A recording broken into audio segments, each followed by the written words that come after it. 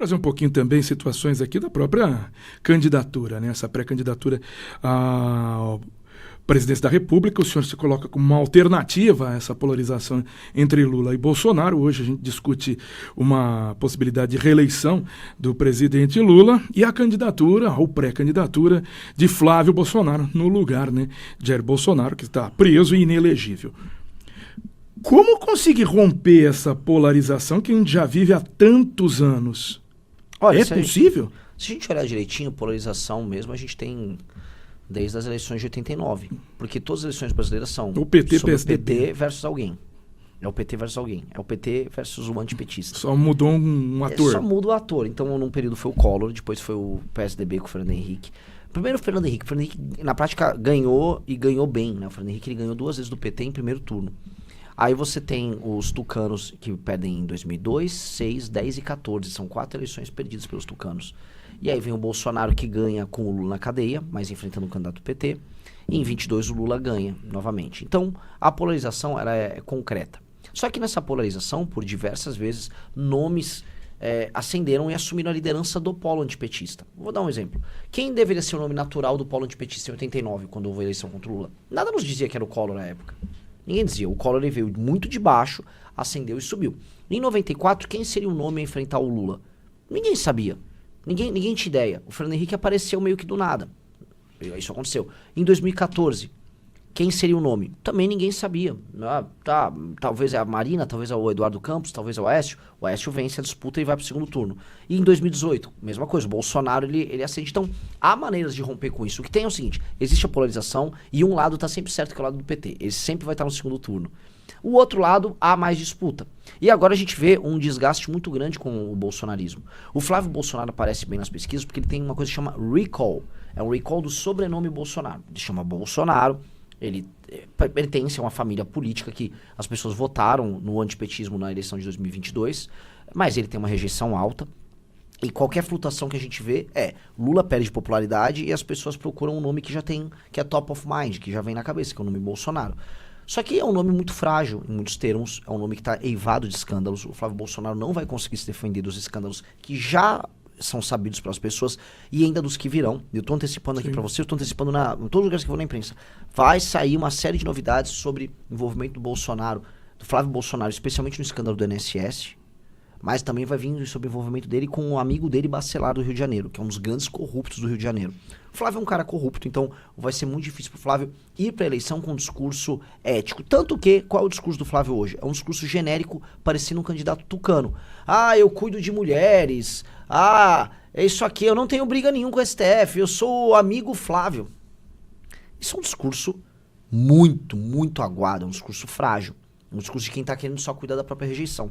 Se houver espaço para um candidato com um discurso sério, antissistema, que enfrente hoje a maior crise no sistema brasileiro, esse candidato vai crescer. Hoje, o único candidato que está nessa posição sou eu. Qual é o meu problema? As pessoas ainda não me conhecem. Se eu ficar conhecido, eu chegar até 10% até o final de julho, eu garanto, eu acabo com o Flávio e depois eu acabo com o Lula. O Flávio não tem condição de me encontrar frente a frente, o Flávio não tem condição de discutir nada comigo, como todo bolsonarista não tem condição de discutir conosco. Porque os bolsonaristas não têm condição de falar materialmente em termos de proposta para o Brasil, eles não conseguem defender o legado do governo do pai, e eles não conseguem defender eticamente o legado histórico da família, que é eivada de corrupção. Então, isso nos coloca numa posição muito complicada para eles, não pra gente. Pra gente é ótima posição, pra eles é bem complicado. Mas como conseguir conquistar justamente o voto desse bolsonarista para chegar num segundo turno e vencer uma eleição? Porque vai precisar desse voto, não pode descartar. Lógico, mas como diria Jack Stripador, vamos por partes. Vamos por partes. Primeiro, eu tenho que ficar em terceiro. Eu tenho que terminar de ultrapassar os governadores, Ratinho, Caiado e Zema. Depois eu tenho que chegar a 10%. Como eu chego aos 10%? Existe um eleitor que é nem Lula nem Bolsonaro. De acordo com a pesquisa Quest, ele é 24% do eleitorado. É muita gente. Então, se eu busco, através desse eleitor, chegar aos 10%, as pessoas que inclusive votam no Bolsonaro, não porque são bolsonaristas, mas porque são antipetistas, vão começar a ter que olhar e fazer uma escolha tática. Poxa, talvez esse Renan tenha mais chance de derrotar o Lula. Pois se Renan falar a verdade, que eu concordo. As propostas deles são melhores e são claramente antipetistas. E aí você começa a ter uma troca. Lembrando que quando há uma troca de votos, cada voto vale 2, porque é um voto que sai de um e vai pro outro. Então, chegar a 10%, ou seja, chegar a 2 dígitos, é mostrar a viabilidade para começar a ter esse intercâmbio, essa troca de votos. E também é uma maneira da minha pré-campanha, e aí naquele momento uma campanha, começar a ganhar recurso, dinheiro. Eu tô fazendo uma pré-campanha de carro. Eu vim aqui de carro, eu fui para Minas Gerais e voltei de carro e ônibus. Eu tô fazendo uma campanha muito sem grana. Se eu tiver grana, o jogo vira. Todos os lugares que eu vou, eu faço 3, 4, 5 rádios. Eu não tenho problema em falar em lugar nenhum e eu venho aqui. Hoje, você pode me perguntar absolutamente o que você quiser, eu vou responder de maneira honesta, eu não vou fugir de pergunta. E eu acho que tem que ser assim com o jornalismo, tem que ser franco e aberto. E esses caras não vão poder fazer isso. Portanto, quanto mais rápido eu me deslocar e quanto mais dinheiro para fazer campanha eu tiver, mais eu vou nos lugares e mais franco eu vou ser com as pessoas. E ninguém nunca foi tão honesto com as pessoas. Eu vou ser brutalmente honesto. E ali você vai romper. Eu tenho certeza que rompe. Porque sabe quem rompeu fazendo isso? O próprio Bolsonaro. O Bolsonaro foi brutalmente honesto em 2018 e ele ganhou a eleição. Então acho que se houver uma candidatura brutalmente honesta, ela consegue, no mínimo, trincar essa polarização aí. E aí, se trincar, o espacinho a gente passa. O senhor citou já aí o clã Bolsonaro. Falando sobre o governo Lula, né, o terceiro mandato do presidente Luiz Inácio Lula da Silva, ele entra no 4º ano, acho que deve ser o pior 4º ano de avaliação, porque ele entrou muito bem em 2006, foi reeleito, e entrou também muito bem em 2010 e conseguiu eleger a sucessora Dilma Rousseff. Nesse ano a gente vê as pesquisas mostrando uma situação muito mais complicada e ele em queda. O que leva a esse, na sua visão, leva a esse momento? E também, o que pode acontecer nessa eleição? Porque por muitas vezes a gente fala, tá mal na avaliação, mas aí chega o eleitor e fala, olha, será que eu vou trocar mesmo? Porque eu não confio nesse cara que tá disputando com ele, então é melhor deixar o que tá, porque se tá ruim, mas o outro pode ser pior. Veja, o Brasil não está numa situação igual da Argentina, que as pessoas ficaram tão desesperadas que falaram, eu vou pegar o louco e acertaram com o louco. Uma motosserra na mão. O louco era bom. Então, eles acertaram na aposta. O Brasil, ele nunca está exatamente quebrado, ele sempre está andando de lado. A gente nunca está totalmente destruído, mas a gente nunca está bem. E jamais está ótimo. Então, o Lula ele quer que as coisas andem de lado, aí ele dá um butião para um, dá um negocinho pro outro, e aí ele, né, diminui a rejeição dele e ganha. É isso que ele está tentando fazer. Há, porém, problemas que ele não consegue controlar. Quando você pega as pesquisas, as duas maiores preocupações do brasileiro em primeiro lugar, segurança e a segunda, corrupção. Duas coisas que o Lula definitivamente não consegue controlar. A primeira, segurança, porque o PT ele se opõe a políticas de aumento de penas e ao enfrentamento ao crime. Historicamente, ele não é identificado com isso e as pessoas já entenderam isso. E o segundo, que o PT é visto como corrupto e ele está envolvido nos dois maiores escândalos de corrupção que tem hoje, que é o Master e o INSS. Então, esses são dois temas que já estão incidindo sobre o Lula. Falando sobre uma experiência pessoal, eu rodei agora no Nordeste. Eu rodei o sertão do Nordeste, o lugar onde o Lula tem 70, 75, 69% dos votos. Pois bem, lá no sertão, você até tem uns eleitores mais velhos que são lulistas, especialmente mulheres. Agora, os homens mais jovens, as pessoas em idade de trabalhar, elas não querem votar no PT. Elas estão com raiva. E o Lula está começando a perder espaço no coração do lulismo, que é essa região. Então, assim, por mais que ele trabalhe, eu vou fazer o direito dos travestis aqui em São Paulo, a parada gay, a Janja vai no carnaval, achando que vão pegar um público feminino urbano, eles estão perdendo no coração deles. Por quê? Porque o eleitor deles está basicamente morrendo, de idade mesmo, é um eleitor que está velho, e 2, o eleitor dele está vendo seus filhos votarem em outros candidatos, porque os seus filhos querem emprego, querem algum tipo de dignidade e não querem ser assaltados.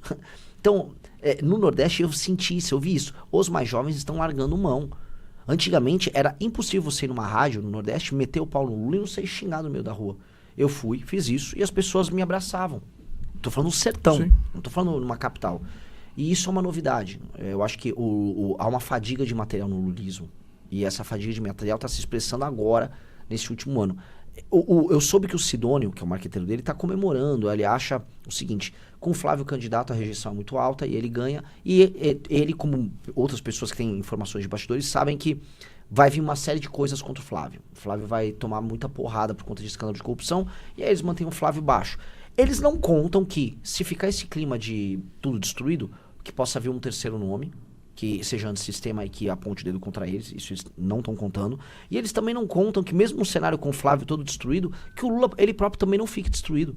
Porque estamos falando do filho dele envolvido no escândalo de corrupção. E mais, né, se o clima de insegurança ficar alto, Como é que fica esse jogo? Então, eu acho que eles ficaram correndo a barriga e agora eles estão começando a se tocar que o jogo vai ser bem mais complicado. A gente vê algum também, o senhor citou o Sidônio, né, e a comunicação do governo. Foi uma troca, mas quando chega com um produto que não está muito legal, é muito difícil ter uma propaganda que salve esse produto. A gente fala do governo federal com... No ano passado, porque as coisas acontecem tão... que foi a taxa das blusinhas. Isso afetou justamente esse público mais jovem, que procurava emprego, que estava começando a vender suas coisas e começou a pagar mais. Pagou, não foi a empresa que pagou, como disse a Janja, né? Nesse ano, tivemos agora essa taxação para os produtos eletrônicos. E, absurdamente, o governo vai às redes sociais, usa lá toda uma forma de expressão estranha por um negócio institucional, que é uma rede social do governo federal, e ainda chama de notícia falsa algo que tinha colocado como... A própria agência, né? Brasil, a agência de imprensa do governo, tinha citado isso. E agora entrou. Não eram 1.200, caiu para 800. Quer dizer, 800 itens foram taxados aí pelo governo federal. Essa comunicação não está batendo. E também, para mim, foi um tiro no pé o episódio do carnaval. Algo que parece mais para uma idolatria, para atender o ego do presidente. E da Janja, né? E da Janja. E a mensagem que passa à escola de samba foi a pior possível para o governo, porque ataca um eleitorado. Sim. Que ele vai precisar, Exato. que é o evangélico, que é o conservador, que não precisa nem ser evangélico, mas se for conservador, ele vai precisar desse voto. Sim, sim. As pessoas tem uma lenda, não, o Lula é um animal político, ele é um gênio. Cara, não é. Não é. O Lula é especializado em comprar aliados, e o Lula teve um grande acerto eleitoral, que foi o Bolsa Família. É basicamente isso. As pessoas vincularam o Bolsa Família ao Lula e ele ganhou um eleitorado que se tornou muito leal e fiel a ele. Porque se você olhar direitinho, o PT, tirando vai Fernando Henrique, o PT fazia sempre 30 e tantos % no mínimo e quase ganhou a eleição de 89. Em 2002, quando o Lula ganha, ele faz a maioria e aí a partir desse momento ele solidifica essa maioria com esse voto das pessoas mais pobres. Então o que ele tinha? Ele já tinha um voto urbano de classe média petista, orgânico de esquerda. E aí ele junta esse voto com um voto mais humilde. Esse voto mais humilde depois vira o maior share dos votos do Lula. E ele só ficou controlando aquilo. Não tem um grande xadrez nisso aí. Basicamente ele comprou consciências. E essas pessoas que eram muito pobres, elas são gratas ao Lula. Só que ele não renovou o público. Se ele fosse um mago, ele renovaria esse público. Ele não renovou esse público. Esse eleitorado tá velho, o PT não tem discurso. O governo do Lula, ninguém consegue me explicar qual foi o mote. O que teve de interessante no governo Lula? Ninguém vai lembrar. Falar que foi o pé de meia ou que foi dar botijão de gás é ridículo. É muito ridículo. Assim, o Brasil era para ser uma das 5 maiores nações do mundo. A gente tá aqui falando que o presidente da República nos últimos 4 anos deu um botijão de gás e deu um dinheiro para um aluno para a escola. E isso é uma piada. Então, eu acho que assim, é uma situação, em termos de marketing, muito, muito, muito complicada. Decisões muito burras foram tomadas. E a gente tem que parar de achar, talvez, que isso não tenha sido, na verdade, regra. O lance é, com a compra de um eleitorado com o Bolsa Família, no fundo, o Lula ficou confortável para ficar falando besteira por aí. Então, ele atacava os eleitores do Centro-Sul, ele atacava os outros, porque também não ia fazer muita diferença, ele não perdia muito com isso. Hoje, ele está precisando conquistar. Como ele vai conquistar alguém? Quem são essas pessoas que ele vai conquistar? Ele acha que ele vai dar um dinheiro na mão e vai virar esses caras? Veja, o Lula tá incorrendo num erro que o Bolsonaro correu em 22. Qual foi o erro do Bolsonaro? O Bolsonaro achou o seguinte: se eu der um dinheiro a mais pro cara que recebe o Bolsa Família, ele vai votar em mim, não no Lula. Que era o auxílio emergencial que ele virou Auxílio Brasil. O cara continuou votando no Lula e pegou o auxílio. O Lula acha agora, por exemplo, que eu vou tirar imposto da classe média, né, aquele negócio do imposto de renda, talvez vou fazer algum programa voltado para habitação para que a classe média compre um apartamento, e ela vai votar em mim. Não, ela não vai. Ela pode até usar isso e não vai votar nele, igual o cara do Bolsa Família não votou no Bolsonaro porque aumentaram. Existe uma questão de identificação. A pessoa que gerou uma identificação pro Lula, ela gerou uma identificação contra o Lula do outro lado. E isso não vai se alterar.